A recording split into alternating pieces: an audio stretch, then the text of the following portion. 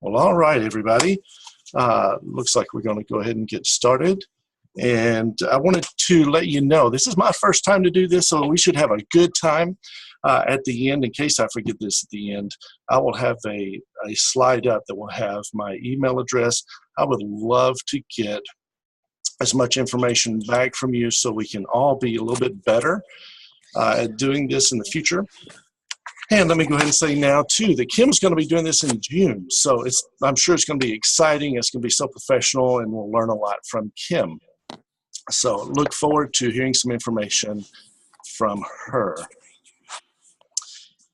And while I'm here, let me go ahead and tell you that I just want to take you on a journey. I failed to put this down for the personnel board of Jefferson County when I invited you to this meeting. But the professional smile is really just an opportunity for us to pick up some customer service skills that are going to help us do what we do and do it a little bit better. So if you've got something to take notes with, that'll be fantastic. We'll have a few notes that might help you out in the future. So I hope you enjoy the journey, and here we go.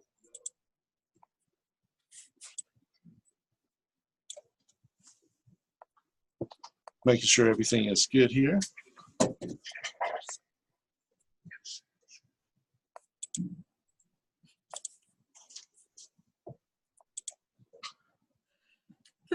All right. We've got the professional smile up on the deal. Again, thank you for your patience, and thanks for working with me on this piece, the professional smile. So what's it all about? First of all, let's start off with professionalism. What is the professionalism piece of the professional smile? Professionalism are traits that are highly valued in the workplace. No, I don't know how to turn my volume off. We've muted, unmuted, and it's still going. All right, let me see if I can help you out, Kim, because I'm hearing you talk while I'm talking too. So let me see what I can do for you.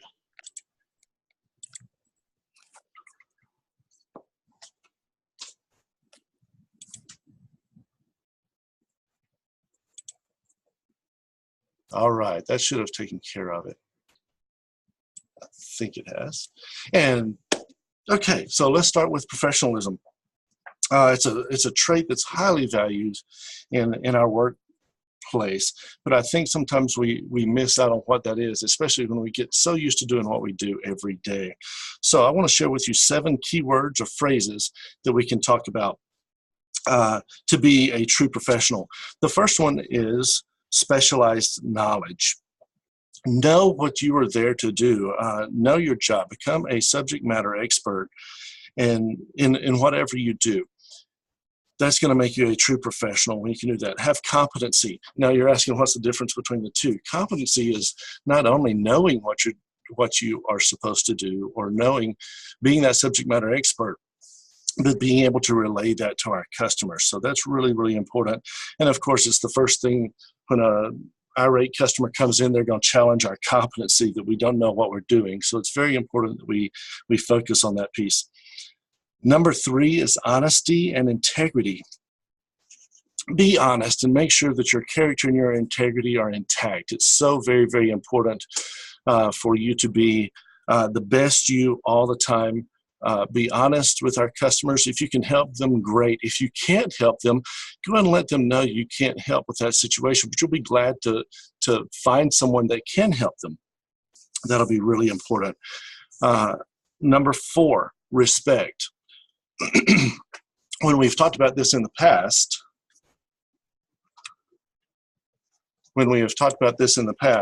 some of us have a very difficult time realizing that respect, to be a true professional, you have to respect first in customer service. Now, you can take that out of however you want to in other contexts in your life, but while we're talking about professionalism and customer service, it's really, really important that we respect them first. We give them the respect as a customer, regardless of how they come to us, because a lot of times it's negative as they come in.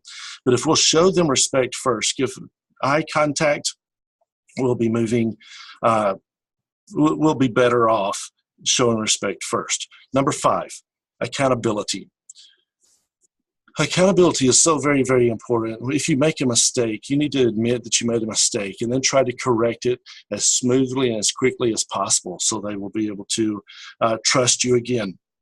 It's really important that if we do make a mistake, that we own up to it really quick, be transparent with them, and then we'll get some of that respect that we just talked about. Number 6 is self-regulation.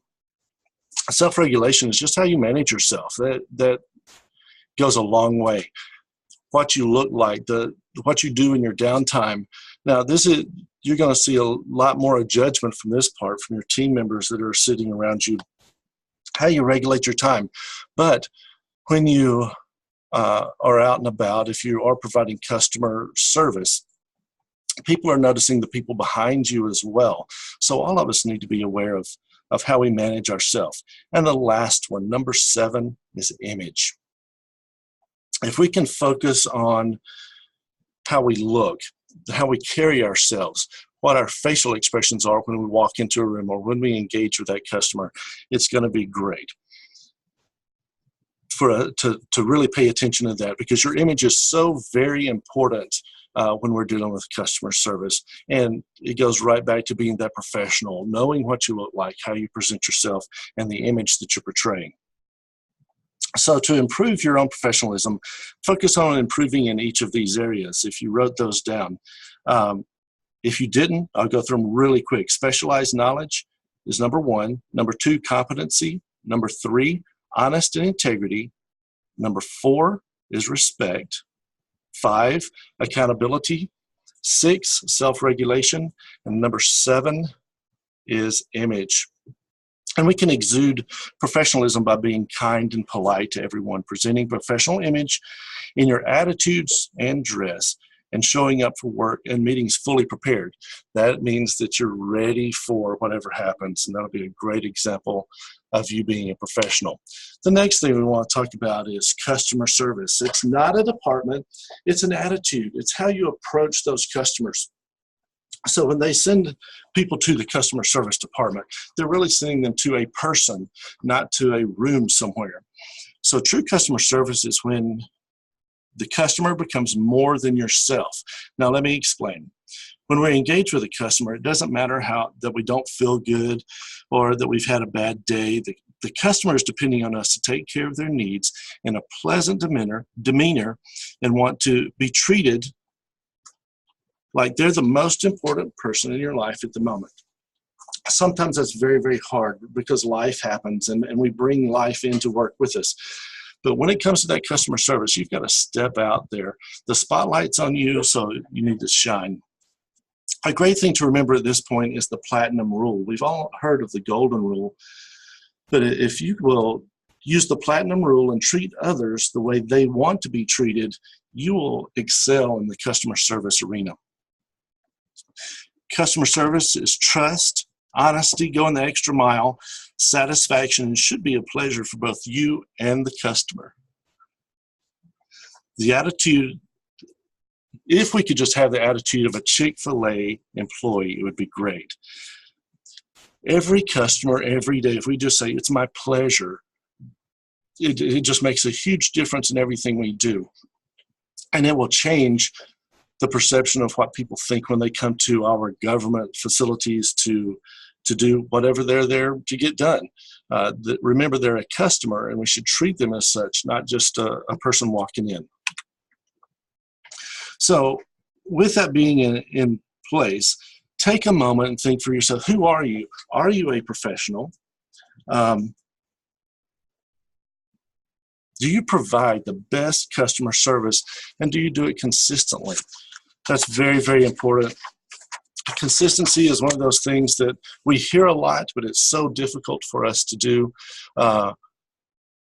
day in and day out. Every customer that we have, make sure that we're fresh and that we are ready for that. Now think about whether that's the perception of your customer and the people in your department. It's really important. If you question what the perception is of people, here's a quick idea for you to ask. Just ask people around you. We have an open office And so we give each other feedback a lot of times, and sometimes it's just brutally honest, and it's what we need for the moment. But check your perception, because you want to make sure you are your very best in front of the customers, but you also want to be your best with your internal customers that sit with you every day. So whether you answered yes to both or not, let me take you on a guided journey that we give you tips on how to be your best and make every day a little brighter for you and your customers, both internal and external. The tour begins with the acronym SMILE. So get ready. Here we go. This is what it's all about. The first letter stands for simply smile. And if you're checking out that picture on there, that's my daughter a few years ago, and it's one of my favorite pictures of her. Look at that smile. Okay. How many of you just smile because you saw a picture of someone with an amazing smile on their face? I know, you just can't help it. Whether you think it's cheesy, whether you think it's just a great picture, most of us are probably smiling because it's there. According to Frank Clark, most smiles are started by another smile. That's very, very important for us in customer service. We know we're going to have customers that are not satisfied or that might be upset when they come in. So the easiest thing to do is simply smile.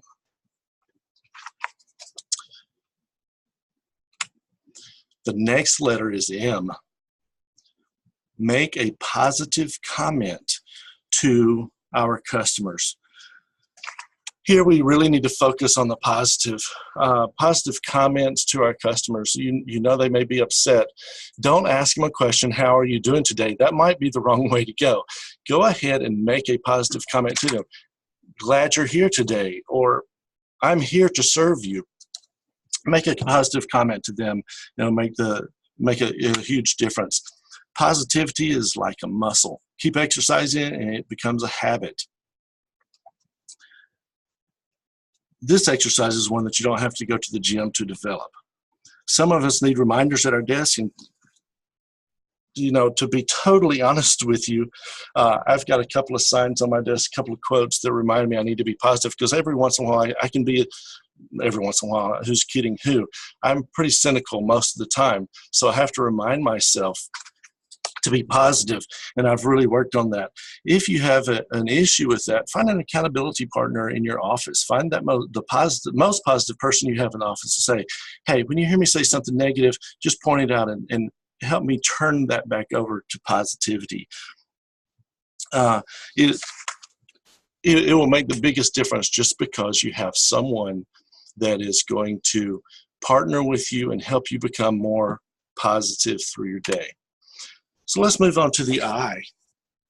Now this is you're going to ask, how do I do this? Intentionally create a productive environment. Well, the way that we do that is, like John Maxwell says, people who add value to others do so intentionally. I say that because to add value, leaders must give of themselves, and that rarely occurs by accident. You've got to be engaged. You've got to be all in. You've got to give yourself to provide the best customer service that you can. A productive environment must be created with the highest of ethics in mind. Now, this is really, really important as well. Once we cross into that ethics, because what we want to know is, are you consistent, there's that word again, with every customer, or do you change depending on who the customer is or how they are treating you at the moment? Ethics is really knowing the difference between what you have the right to do and what is right to do. So many times we have the right to tell somebody to go away, or that you're not going to serve them based on the attitude. What we should try to do first is calm the situation down, find out what that customer needs, and then take care of the customer and get them what they came to do. So if you need to read that one more time, I'm going to leave it there just for another second. Ethics is knowing the difference between what you have the right to do and what is right to do. That is so very important. Then we're going to move into the next letter. This one is, I would say it's probably the biggest one of all of them in the acronym. If we listen closely, one of the most sincere forms of respect, there we go again with that respect, it's actually listening to what another has to say. We've talked about being SMEs, or being that subject matter expert. We talked about being professionals. So many times we feel like we know what the customer is going to ask for when they come to us and they're requesting things. Allow them to complete their own sentences. Allow them to get out what they are trying to say, and let's don't finish the sentence for them or think for them. You may have had the opportunity to come to our training classes on listening for understanding. If not, we have a class called Listening for Understanding, and you guys should come take it sometime. In that class, we find out that only 2% of people have had a formal training class on listening. That's just amazing that we haven't taught everyone how to listen with understanding in all of our years of education. So I know you've heard me, but did you listen? I'm taking a leap here. Let's play a game. Now, you're not in the room with me. I can't see you. So I'm going to ask you to hold yourself responsible. We're going to start very, very easy. Now, what would really be fun is if you just say the answers out loud, and everybody in your department that's not on the call would go, what in the world do you think about? If they are on the webinar, they're going to be playing along with you, so it will be a lot of fun. I'll start real easy. What does the S stand for in the acronym that we're discussing? Da, da, da, da, da, da. If you guys simply smile, go ahead, give yourself a high five up at the top. There we go. All right, that was the easy one for you. So the second one, are you listening? Some months have 30 days, some months have 31 days, but how many months have 28 days? How many of you guessed February? If you guessed February, you're wrong in this case. All 12 months have 28 days. All right, number 3. I really wish I could see you here because it just provides a lot more energy. But number 3, answer this question by saying the answer 3 times out loud. I will practice with you first. What president's name rhymes with folk? The answer is polk, polk, polk. So play along with me. Say it 3 times out loud.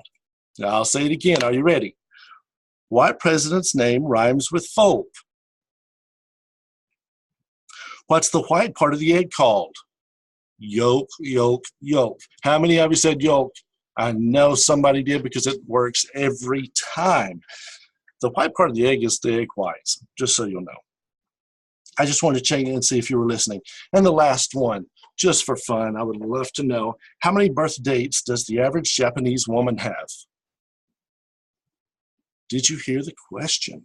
How many birth dates does the average Japanese woman have? Some of you may be going, I have no idea about the Japanese culture. I don't know. They only have one birth date. That's what I said, was birth date instead of birthdays. So listening for understanding goes a long way. Are we really hearing what the customer has to say? Now let's move on. Let's stop playing the game and get on with our journey. The next one is engaged. A wrong picture for engaged with customer service. But let me tell you, engage fully in your customer. This was November 18th of 2016. That's when I asked Christian to be my wife. And fortunately for me, she said yes. Now, I'll talk a little bit more about this in just a second. But to engage fully in our customers, we must use the 4 letters that we've already discussed. Do you remember what they are? Do you remember the 4 letters before? Don't worry, we'll get to those in just a moment.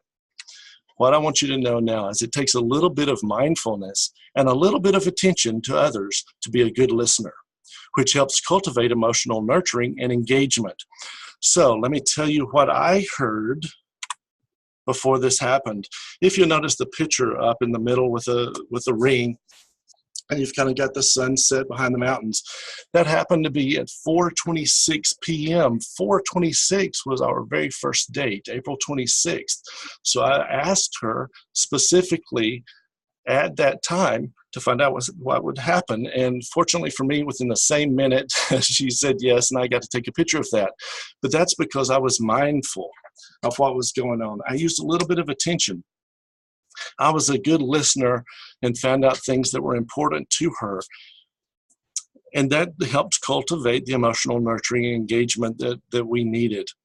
That's what we should do with all of our customers. Listen, especially those repeat customers. You get to know them a little bit. You've got a relationship. So you have an idea of what they're coming in for. Or if we listen very closely, being mindful of what they're having to say, we will be able to make sure that their expectation has been met, or we've exceeded their expectation every time. So with that in mind, we have now been through the acronym of SMILE. We've been on a short journey here. Let me remind you of what they are in case you didn't write those down. The S stands for simply smile. M is for make a positive comment. I is in intentionally create a productive environment. L, listen closely to our customers. And E, engage fully in what they are saying and actively communicate. So we could all use a professional smile every day. That's our short journey, but we're not done yet. Before we end this session, I want to remind you to look out for Kim's webinar in June. I'm sure it's going to be amazing and a true learning. The date is June 25th at 10:30 a.m. 10:30 a.m.